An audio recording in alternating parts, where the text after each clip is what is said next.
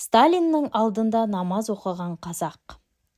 Жамбыл жыраудың Кремльде Сталиннің алдында намаз оқығаны бұл күні халық арасында аңыздай әңгімеленеді.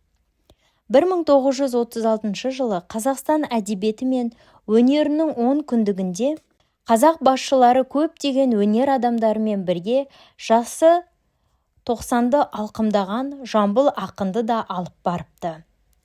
Кремльде Сталинмен кездесуді күтіп тұрған басшылар сәлемді алдымен Жамбыл беруі керек деп шешеді.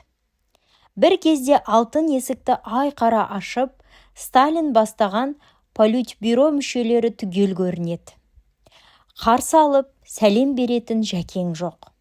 Бәрі жабылып, ақынды іздесе, Жәкең мәрмәр еденге шапанын жайып тастап, уақыты келіп қалған намазын оқып отыр деседі. Сазып қалған біздің басшылар демдерін ішіне алып, үн-түнсіз тұрып қалады.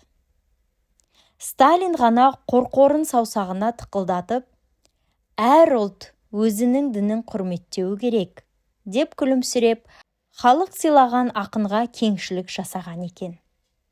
Жәкең асықпай намазын бітіріп, шапанын киіп, белбеуін буып, бері бұрылып, «Ассалаумағалейкум стеке» деген көрінеді.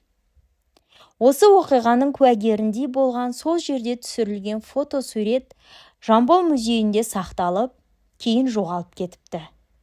Намазына осылай беріктік танытқан Жамбыл ата әр өлеңі, жыр қисасын бастарда Аллаға бір сыйынып алып, сөзімнің басы бисмилля, бисмиллясыз іс қылма дейді екен.